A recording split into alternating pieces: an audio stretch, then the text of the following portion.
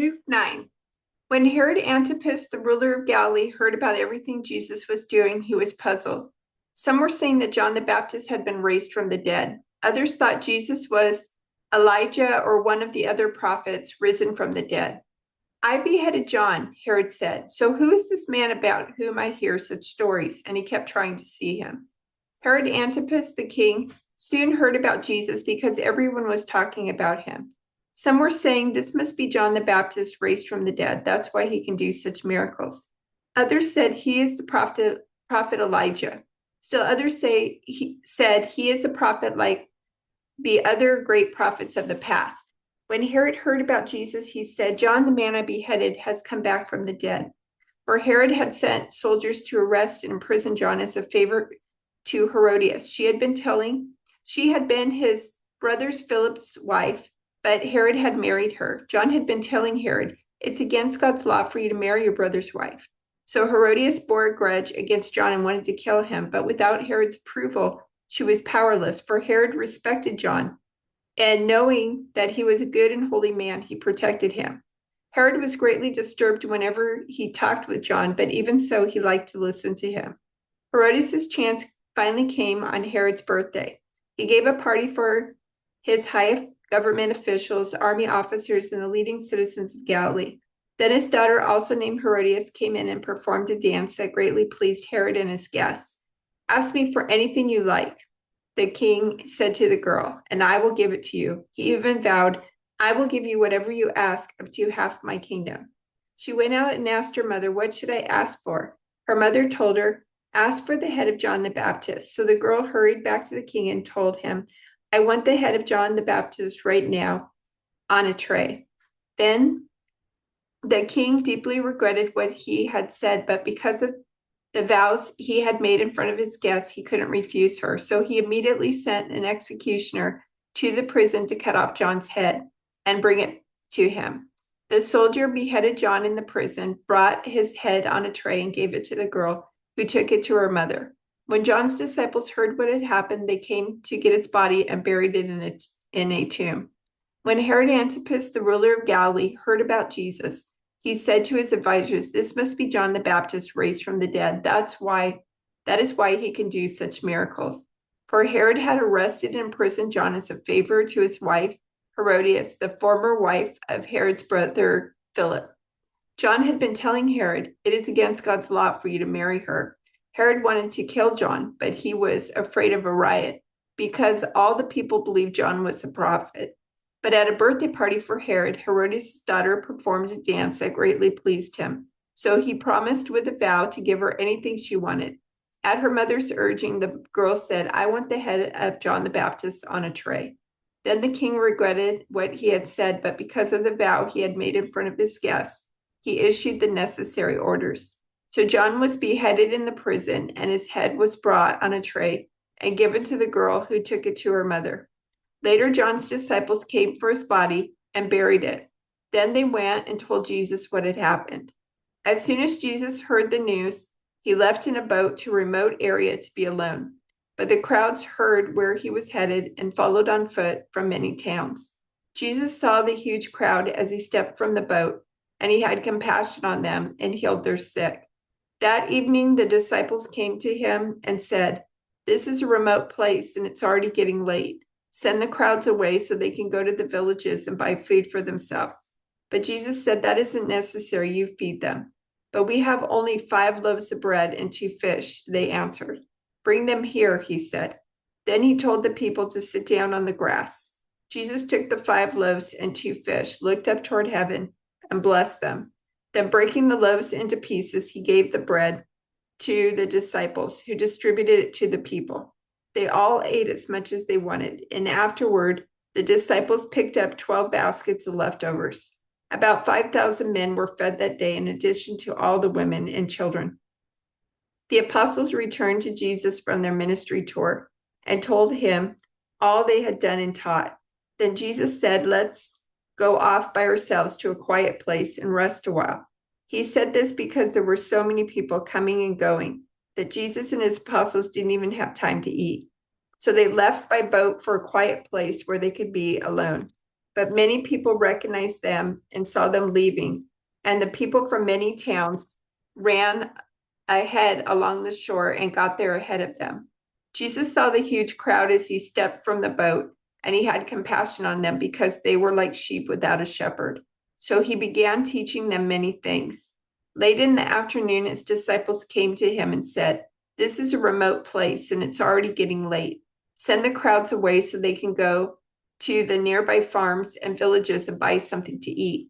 But Jesus said, "You feed them." With what, they asked. We'd have to work for months to earn enough money to buy food for all these people.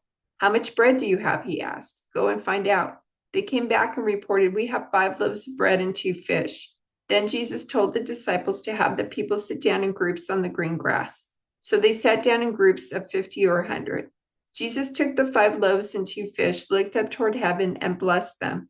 Then, breaking the loaves into pieces, he kept giving the bread to the disciples so they could distribute it to the people. He also divided the fish for everyone to share. They all ate as much as they wanted, and afterward, the disciples picked up 12 baskets of leftover bread and fish. A total of 5,000 men and their families were fed.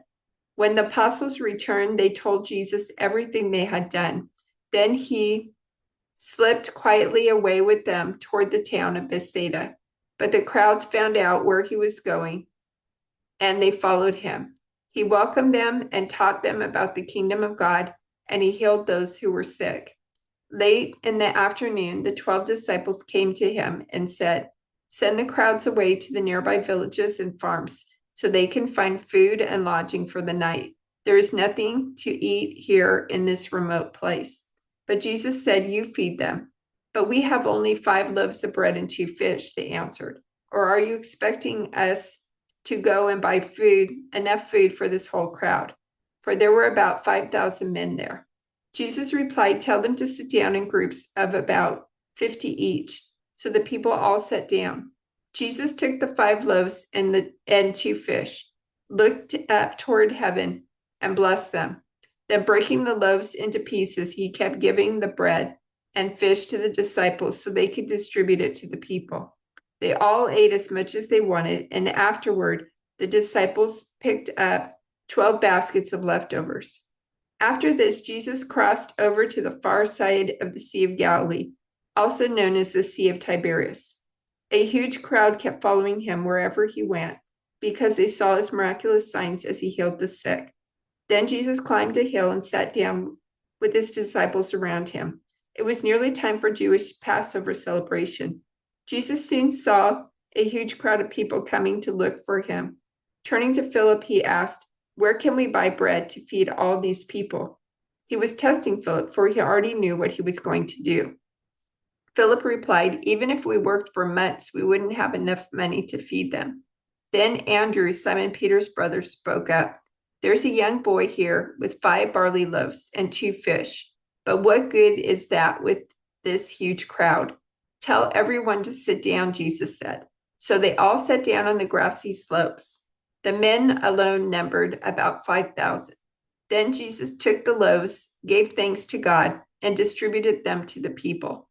Afterward, he did the same with the fish, and they all ate as much as they wanted.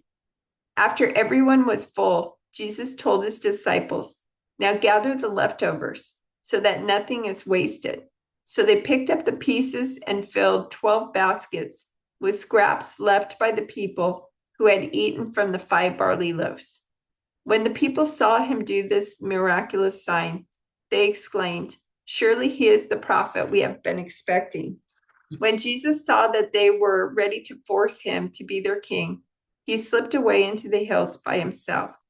Immediately after this, Jesus insisted that his disciples get back into the boat and head across the lake to Bethsaida while he sent the people home. After telling everyone goodbye, he went up into the hills by himself to pray. Late that night, the disciples were in their boat in the middle of the lake, and Jesus was alone on land. He saw that they were in serious trouble, rowing hard and struggling against the wind and waves. About 3 o'clock in the morning, Jesus came toward them, walking on the water. He intended to go past them, but when they saw him walking on the water, They cried out in terror, thinking he was a ghost. They were all terrified when they saw him. But Jesus spoke to them at once. Don't be afraid, he said. Take courage, I am here. Then he climbed into the boat, and the wind stopped. They were totally amazed, for they still didn't understand the significance of the miracle of the loaves. Their hearts were too hard to take it in. Immediately after this, Jesus insisted that his disciples get back into the boat and cross to the other side of the lake while he sent the people home. After sending them home, he went up into the hills by himself to pray. Night fell while he was there alone. Meanwhile, the disciples were in trouble far away from land, for a strong wind had risen, and they were fighting heavy waves. About 3 o'clock in the morning, Jesus came toward them, walking on the water. When the disciples saw him walking on the water, they were terrified. In their fear, they cried out, "It's a ghost." But Jesus spoke to them at once. "Don't be afraid," he said. "Take courage, I am here." Then Peter called to him, "Lord, if it's really you, tell me to come to you walking on the water." "Yes, come," Jesus said. So Peter went over the side of the boat and walked on the water toward Jesus. But when he saw the strong wind and the waves, he was terrified and began to sink. "Save me, Lord," he shouted. Jesus immediately reached out and grabbed him. "You have so little faith," Jesus said. "Why did you doubt me?" When they climbed back into the boat, the wind stopped. Then the disciples worshiped him. "You really are the Son of God," they exclaimed. That evening, Jesus' disciples went down to the shore to wait for him. But as darkness fell and Jesus hadn't come back, they got into the boat and headed across the lake toward Capernaum. Soon a gale swept down upon them, and the sea grew very rough. They had rowed 3 or 4 miles when suddenly they saw Jesus walking on the water toward the boat. They were terrified, but he called out to them, "Don't be afraid, I am here." Then they were eager to let him in the boat, and immediately they arrived at their destination.